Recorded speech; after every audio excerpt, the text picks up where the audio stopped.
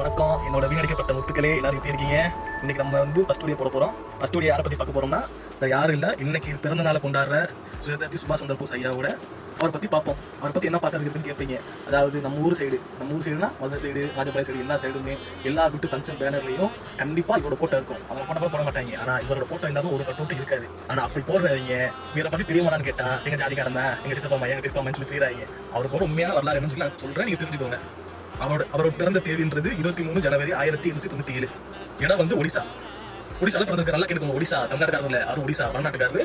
ஆனாலும் அவரை பத்தி நல்லா பார்ப்போம். அதாவது இவர் பிறந்தது ஒடிசால. இவரு நல்லா எப்பயும் நம்ம எல்லா பையன் போய் நல்லா படிச்சு இப்படிதான் நல்ல வீட்டுல ஒரு நல்ல பேர் எடுத்து இப்பதான் வந்து இருந்தாரு. ஆனா ஒரு கட்டத்துக்கு மேல ஆன்மீக சைடு இவர் பார்க்க போகுது. ஆன்மீகத்தை ரொம்ப இருக்கிறாரு. அதனால என்ன சொல்றாரு, வீட்டுல 16 வயசுலயே வீட்டுல இருந்து வெளியே கிளம்பி ஆன்மீகத்தை தேடி போறாரு. இதை பத்தி தேடி போறாருன்னா முக்கியமான விஷயம் வந்து பற்றற்ற நிலையை அடைய போறாரு. பற்றற்ற நிலைனா எது மேலேயும் பற்று வைக்காம, அம்மா அப்பா குடும்பம் சொந்த மகிழ்ச்சி இன்னும் எது மேலேயும் பற்று வைக்காம, அதுக்கு பிறகு பற்றற்ற நிலையை சொல்லுவாங்க. அதை அடைந்து வெளியே போறாரு.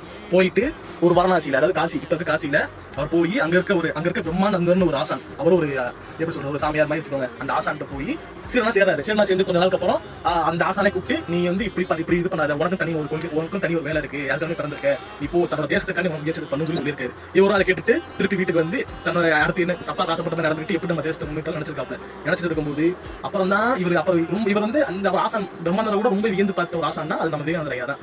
அவரை பத்தி என்ன, விவேகானந்தர் வந்து அவர் எப்படி ஒரு சமதர்மவாதின்னு சொல்லிக்குவார் தன்னை. அப்படி என்ன அர்த்தம்னா எல்லாரும் சமம் அர்த்தம். அதாவது நில வேறுபாடு இல்லாம, ஜாதி வேறுபாடு, மத வேறுபாடு, எந்த வேறுபாடு இல்லாம சமதர்மவாதினா எல்லாருமே சமம். அந்த ஒரு கொள்கையும் அவரோட வீர சொற்பொழிவும் இவர் ரொம்ப ஈர்த்திருக்கு. அதனால இவர் அவரோட ஃபேன் வச்சுக்கோங்க, அவரோட ஃபேன் மாதிரி இவர் அதை பின்பற்றி இந்த வரைக்கும் அவர் சொல்லி எல்லாமே அவரோட